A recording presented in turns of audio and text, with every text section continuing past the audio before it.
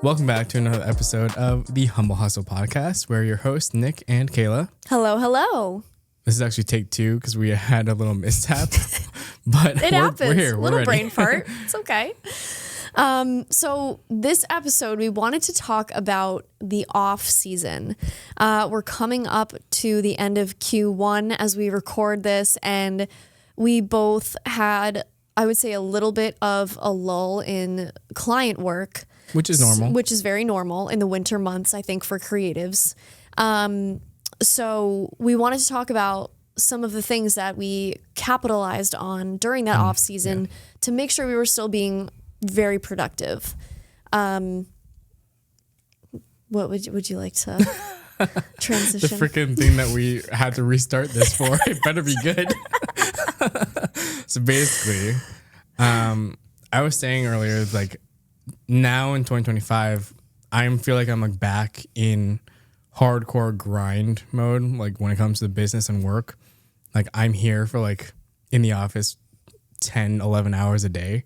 I like come here at like 7:30 and I don't leave until like 6 something normally at night. Like I'm grinding every day now, and I'm okay with it because last year was like the first year I kind of didn't do that.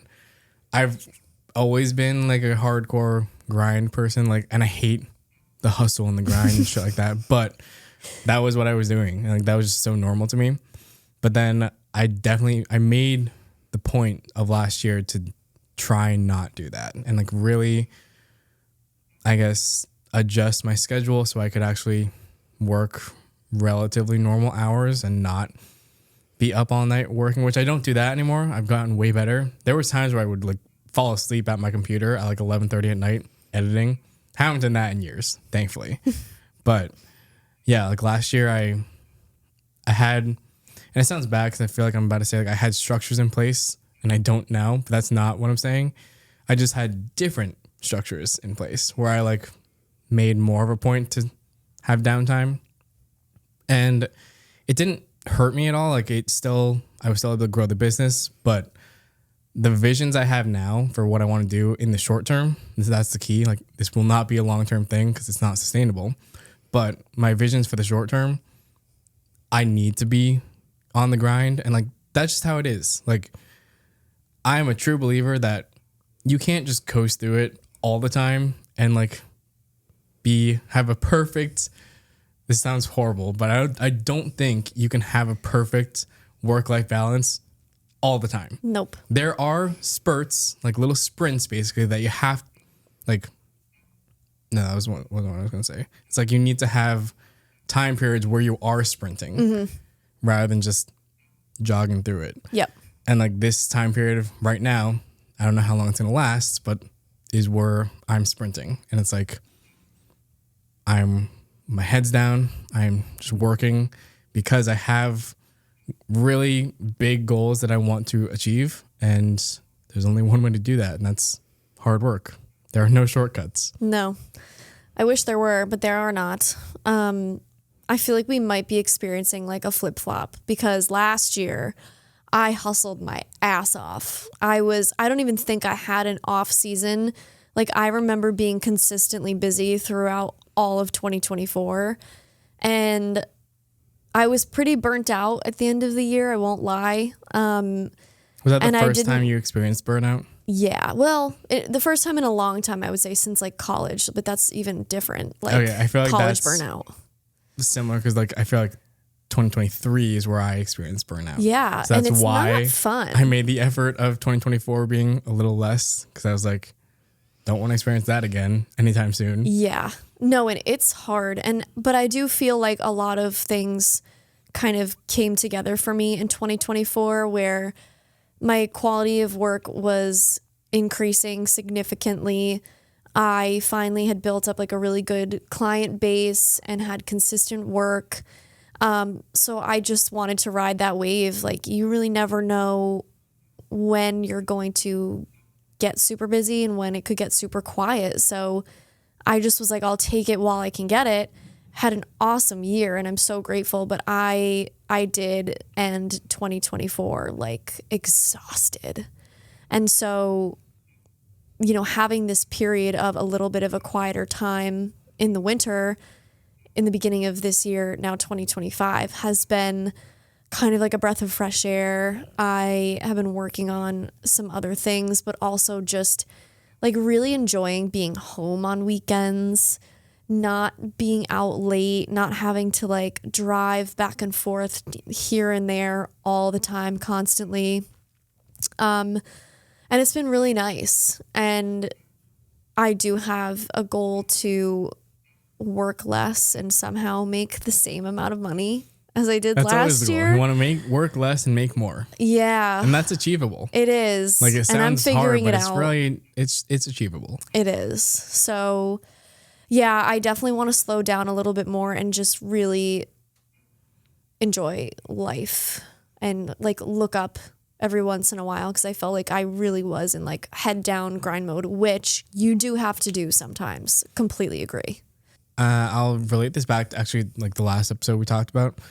I mentioned that friend who's like really good about not being on his phone, right? And he's not in the creative industry at all.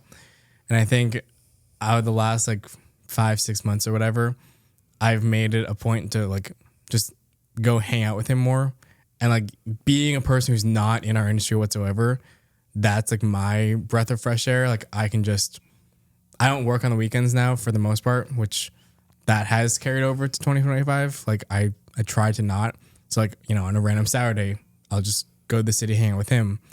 And like that's my version of a good work-life balance and like breath of fresh air away from this stuff. Because if I didn't do that, honestly, yeah, I'd probably burn out faster.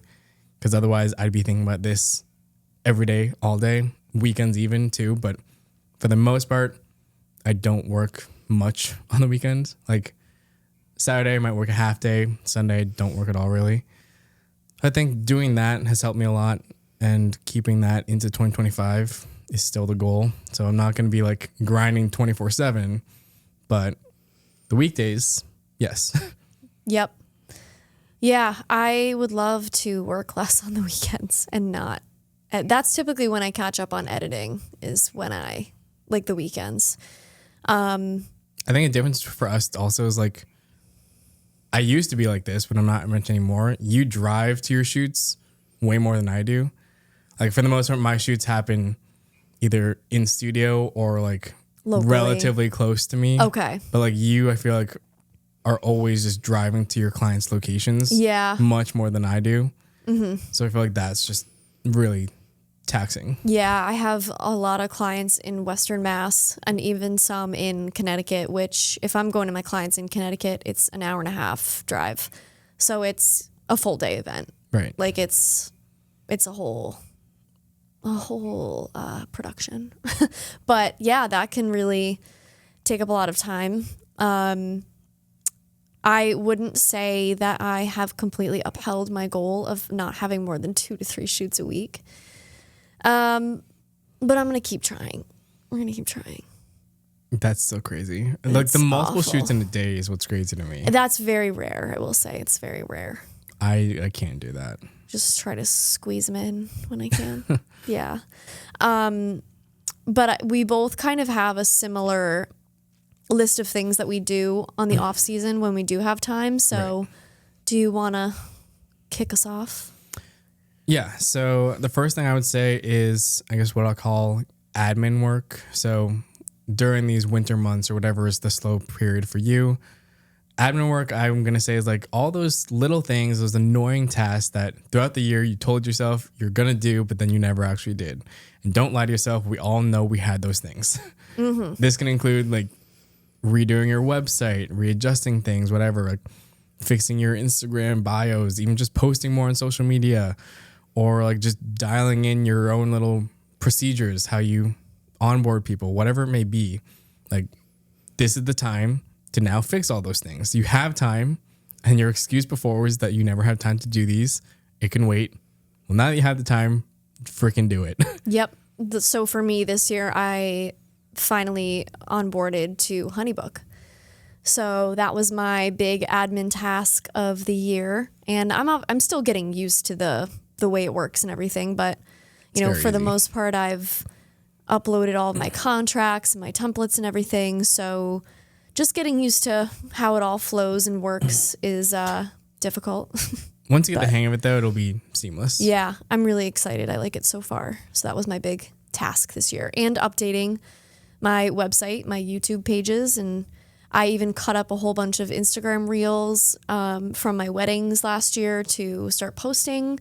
So I've been posting 1 or 2 of those every week. You started some ads too? Started running ads. Yep. Love that. Shout out to Dylan at Cloud9. He's helping me run some ads, which is great. So yeah, it's all stuff that, you don't necessarily make time for when you're super busy because you're focusing on your clients. Even literally shit like this, what I'm wearing right now, making shirts for myself. New swag. Like that's something I just never had time to do or like didn't have time to think about. But I did this last week and here they are. Love that. So I have awesome. a box of them right over there. I love them. So there's that. The second thing I would say is spec work, which this is no surprise coming from me. Spec work I value so highly. I have a few spec projects in the works myself. So it's still, I guess you can consider like the down period. It's like ramping up as spring comes around. But being in New England, I have some spec shoot ideas that I want to do when it's not the dead of winter. So I am going to wait a little while and it might need to be pushed because I might end up getting busy. But I do have some spec ideas that I want to really do in the next like month or two. But they're just good to learn, to practice. Like practice is the key thing here because when you don't have client work, you may just not touch your camera at all. Right. And then when a client comes around months later, you feel like rusty. Like, how do you use this thing? Yeah. So to avoid that feeling, don't stop using it. Just make your own shoot. Do whatever. Practice new techniques. Practice new like equipment. Learn some new piece of thing, whatever you want to get. If you were on the fence of buying some slider or some whatever, get it, test it out, start practicing with it, learn how to use it. And this is the great time to just practice. Yeah. Sort of similar, but not really. For me, I have a goal each year to take on a certain number of free videos for different types of organizations like nonprofits and charities and stuff like that. I'm actually very impressed and like, I don't know, proud is not the right word, I guess, but like, I guess kind of proud. Like that you actually stuck to that. Yeah, I remember you saying that like a full year ago and you actually did do that. Yeah. I'm impressed. I like to do 1 per quarter. I think I actually ended up doing more than 1 per quarter last year. But it's just, donating my time to people who just can't afford a video. And that organizations that serve the community is where I really like to focus. So I am doing a couple of those in March and April. I think it'll probably roll over into there. Dress for Success. We did those videos last year. They have a Common Threads fundraising event every year where they honor women who have been through their programs and have great success stories. So I'm creating the videos for that event, and then I'm also going to go to that event and create a video for them there. So that's something that I really enjoyed doing that last year because it's so fulfilling and the work that they do is so important and it's amazing. And they just are all about empowering and uplifting women. So I'm all for that. So that's really fun. And then there's another organization that I'm going to create a brand video for. So yes, it's obviously the intention is to donate my time so that these organizations can hopefully get more partners, more donors, more sponsors, more people involved and volunteering for them. But, also it is a good opportunity for me to add something like that to my portfolio. Yeah, no, it's still good practice for sure. So I'm going to really go all out for both of these and create something really special that, they can use for websites and stuff like that. So not spec work, but a little bit. Kind of. Similar, like a passion project. I would still say it can be classified as spec work. Yeah. Yeah. So that's a great way to spend your time for sure. Yeah. The other one I would say is like simply just learn. And this obviously you can learn with the spec shoots, but specifically I more so mean like get a course, like learn some new thing like that, like join a coaching program, even just read some articles, read whatever, scroll on LinkedIn, watch YouTube videos, do whatever, just like learn. Because no matter where you are skill level wise, I don't care if you're just picked up your first camera or if you're a 10 plus year veteran, like never stop learning. And I truly believe that. I'm learning all the time. And I still make an effort every day to like spend time to try and learn something, whether it is watching a simple YouTube tutorial or whatever it may be. But yeah, if you have the time, do something like that. Learn some new techniques. So then when the clients do start rolling in, you can then use these new skills. 100%. Yeah, I love that. I should do more YouTube surfing because I love, like, when I get on the train of watching YouTube videos about, like, you know, whether it's a certain editing technique or like gear videos, I would never personally make them myself, but I love watching them. Like, I will go down a rabbit hole of watching like 10 in a row. It's so interesting. Yeah, no, for me, doing what I do, I watch a lot of like behind the scenes of product video shoots or photo shoots and like tutorials on how they did certain techniques. So like I have one creator I watch all the time, and then in the suggested, I just have a bunch of others that just pop up and I'm like, ooh, that looks interesting. Let me watch that next. Yeah, it's awesome. I love it. It's so fun. Then the last thing I think I had was like, I forget. What was the last thing? Wow, our brains aren't working today. No, literally, That's I have no so idea what's funny. happening. It is, outreach. Oh, duh. Something idiot. we've both been doing a lot. God damn. So Jeez. stupid. Anyway, you should outreach. Yes. I've said this dozens of times, like I've structured how I operate my business around outreach and it's worked. So I highly, highly recommend it. It takes a long time. Do not expect results right away. It's going to take time. You have to understand that and be willing to do it. But if you are, it will work eventually.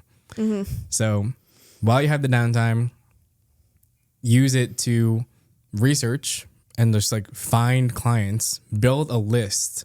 I'd use like Excel or Google Sheets, whatever. Build an organized list of, you know, the brands, whatever the companies you want to reach out to, their Instagram, their website, whatever other information you want. And I wouldn't recommend reaching out to any of them until you do a few things. One, God, I can't, like, I keep losing my thought when I'm talking and I'm like, what is happening? Okay. We're having brain farts. The first thing you should do is dial in your positioning.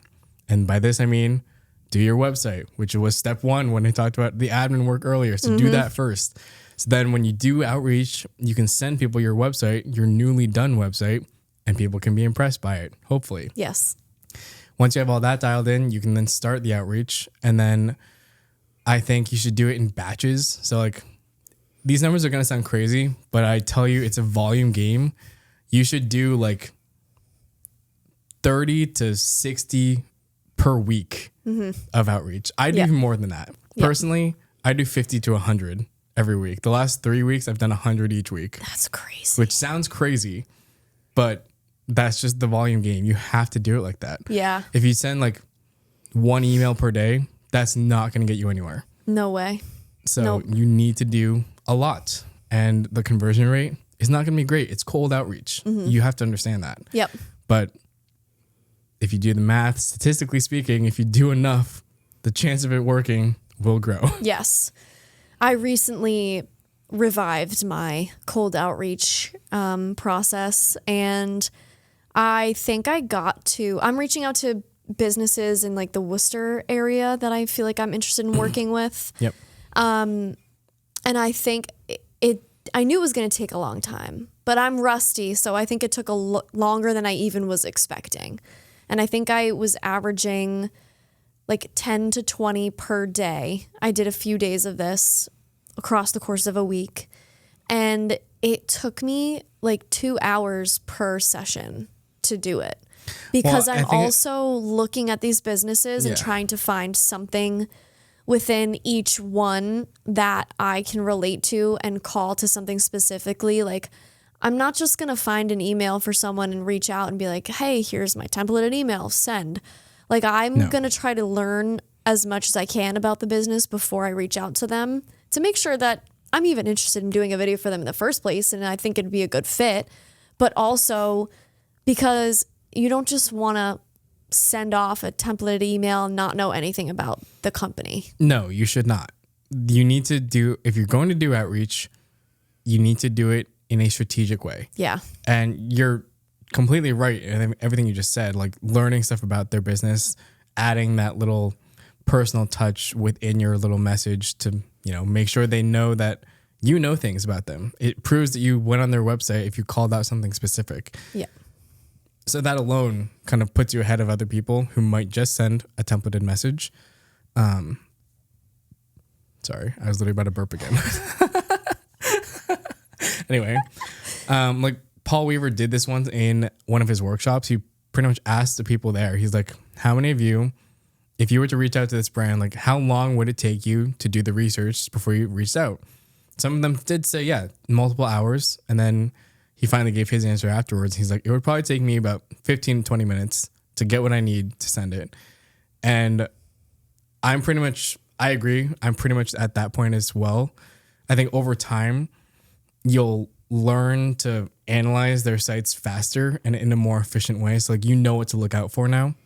And it's like, you can speed that process up to be able to then do more outreach at just a faster rate. I want to also have a little disclaimer here.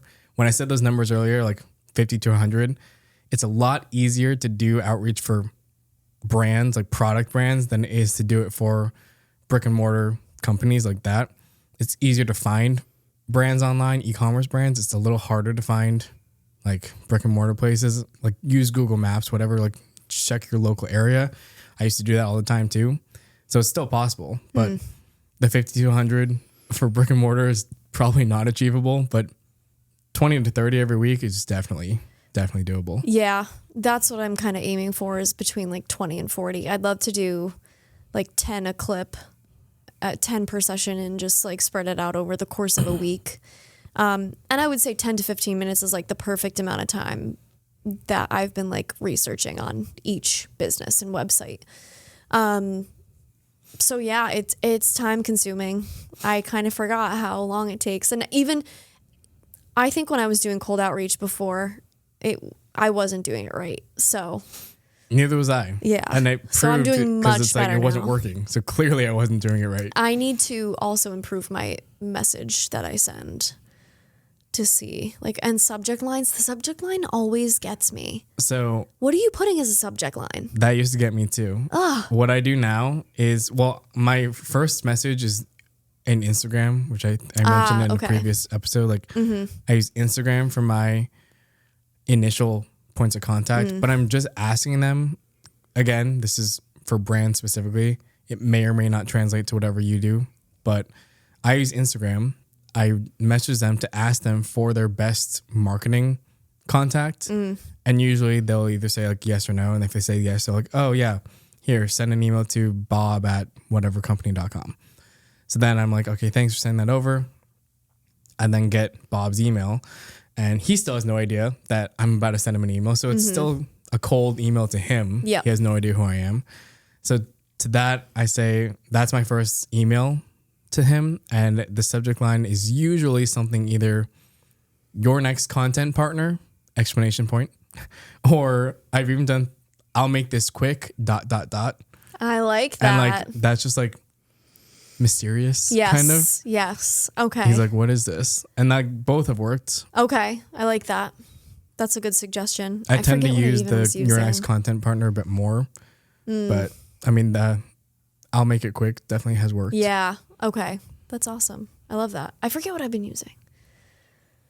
I don't recommend something about video. I don't recommend being like so specific, like video content for XYZ brand or like photography services for whatever. Like I don't recommend that. That's just boring and it just sounds like a marketing scam kind of, or some random ass email. Yes. If it's, I don't know, a little more intriguing. Not that mine are like, Your Next Content Partner is not much better, but it has worked for me. So that's the only reason I would say maybe try it. Yeah, I just try to think of something that isn't going to make them immediately delete the email without opening the message. I mean, yeah. Like, hopefully it's not so bad that they're just not even looking at it. But it's intimidating. Keeping for sure. it relatively short is also key. Yes. No one wants to read a super, super long email. Right. Oh, yeah. No, I'm definitely. Get your point across in as, like, say what you need to say, but do it in as little words possible. Oh, yeah. Why? What is The Office? Do you watch The Office? Not religiously, but I would probably understand the reference if you said it. Why say many word when few word do trick or something like that? Okay, maybe not. The guy with the chili guy. Oh, why am I forgetting his name? Oh my God. I should probably watch that show again. Oh, it's so funny. I love that show. But yeah, outreach is time consuming and So time consuming. tough work. Like I always am like exhausted after because you're just so much reading, so much typing, so much. It's like, holy shit.